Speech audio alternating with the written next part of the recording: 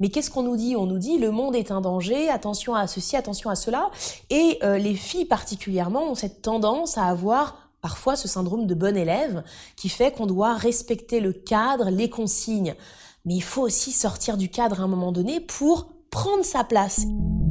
Alors je suis Laura Le Sueur, je suis la fondatrice et dirigeante de l'entreprise Legend Daily et la créatrice du podcast Legend Ladies. Mais j'avais envie, en tous les cas, d'interroger, d'apprendre et de questionner comment est-ce qu'aujourd'hui le féminin, mais plus globalement les femmes, dans leur rapport à l'ambition, dans leur rapport aux relations, dans leur rapport entre elles aussi, et évidemment à l'écosystème professionnel, qu'est-ce qui pouvait se jouer? Parce que indéniablement, de par l'histoire du féminisme et des femmes, tout bouge en permanence, il y a des évolutions qui vont dans le bon sens, et puis il y a parfois des rétropédalages. C'est une question très simple, c'est la première du podcast, c'est sur l'enfance et l'éducation.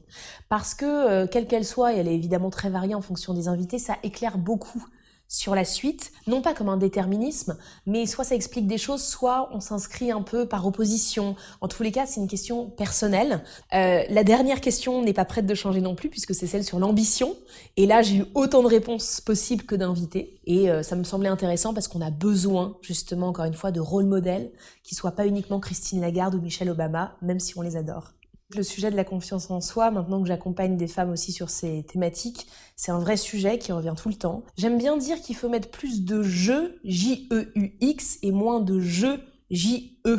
C'est-à-dire que c'est une forme de relativité aussi par rapport à qu'est-ce qui se passe quand on trébuche au sens propre comme au figuré, quand on se prend les pieds dans le tapis et qu'on tombe devant tout le monde. Est-ce qu'on se relève en étant toute rouge ou est-ce que finalement on en rigole et on se prend pas trop au sérieux? Et ça, je crois que ça aide à dépasser les mini-échecs, les obstacles et ce qui peut donner un sentiment de honte ou autre. Et il y a une question pour muscler son audace qu'on oublie de se poser, c'est-à-dire que quand on va vers quelque chose par définition de nouveau qui peut faire un petit peu peur, on se dit qu'est-ce que je risque à essayer? Mais on ne se dit jamais quel est le coût caché de mon manque d'audace. Le coût caché du manque d'audace, c'est se dire qu'est-ce que je n'obtiendrai pas si je n'essaye jamais. Si on a une vision de qu'est-ce qu'on aspire à devenir dans les années qui viennent, ça aide évidemment à aller de l'avant et à nous faire essayer.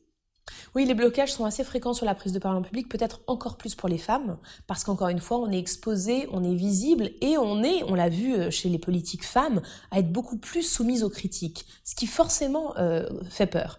Déjà, c'est de se dire que je pense que la peur est normale. C'est pas forcément un mauvais signal, c'est aussi le signal qu'on est en train de grandir parce qu'on se met dans une situation inconnue. Donc ça peut être positif, il faut réussir à la transformer en tremplin et pas en mur.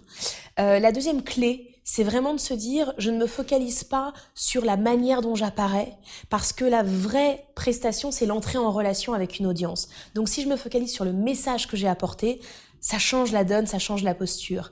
Et je dirais la troisième clé, c'est qu'il n'y a pas de secret pour être convaincante, il faut être convaincu.